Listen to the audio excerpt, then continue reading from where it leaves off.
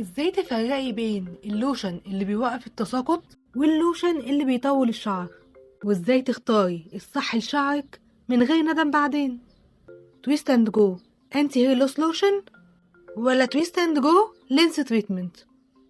اول واحد هشرحهولك هو تويست اند جو انتي هير لوس لوشن، وده لوشن علاجي لانقاذ الشعر الخفيف وعلاج التساقط، لانه مش بس هيوقف التساقط، لا ده كمان بيقوي بصيلات الشعر نفسها، وده بسبب مكوناته زي الكابكسيل والكابيجين والتريكوجين والبوكابيل، ودول كلهم مواد علاجية بتغذي الشعر وبتقويه، فبتقلل التساقط جدا في أقل وقت. وكمان في الكافيين، وده زي القهوة بالظبط، بيفوق كده فوة الراس وبيقوي الشعر والبصيلات. وكمان في البيوتين والكيراتين، ودول فيتامينات الجمال للشعر، بيقوي الشعر من الجذور وبيقللوا التقصف والهيشان. وكمان في زيوت طبيعية زي الأرجان والجينسينج والصبار والشاي الأخضر، ودول علشان يرطبوا فروة الراس ويعالجوا أي التهاب ممكن يكون موجود فيها. يعني فروة راسك لما تبقى رايقة شعرك هيتبسط، والمكونات دي كلها ممكن توقفلك التساقط في أسبوعين بس، وهو حجمه 250 ملي، وبترشي منه مرة واحدة في اليوم على فروة الراس وتدلكيه، وهو ملوش أي ريحة خالص، ودي حاجة عجبتني فيه جدا. وكمان ملمسه مش دهني خالص، يعني مش هتحسي بأنه تقيل على شعرك ومحتاجة تغسليه. بس عيبه بقى ان لو فروة راسك حساسة فممكن تحسي بشكة بسيطة كده بعد ما ترشي منه.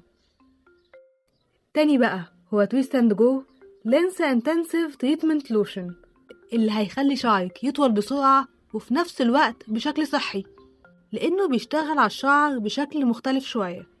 يعني بدل ما يعالج التساقط بس، فهو كمان بيركز على زيادة مرحلة الأناجين للشعر، لأن فيه مادة الريدنسايل، ودي بشكل بسيط كده مادة بتزود مرحلة الأناجين للشعر، وهي دي فترة شباب الشعر ونموه، وبتبقى جذور الشعر نفسها متغذية ومغروسة بشكل قوي صحي في فروة الراس.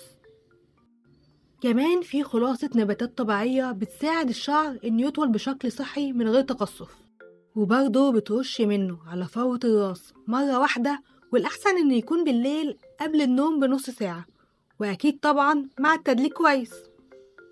وهو حجمه 125 ملي، بس عيبه بقى إن ريحته قوية شوية.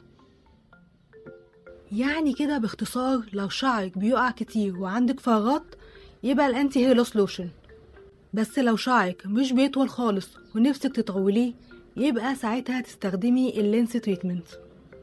ولو انتي طماعة زيي يبقى خدي الاتنين واستخدميهم يوم ويوم، بس برضو لازم يكون عندك صبر وتستني مفعولهم يبان على شعرك بعد حوالي شهرين من الاستخدام المستمر.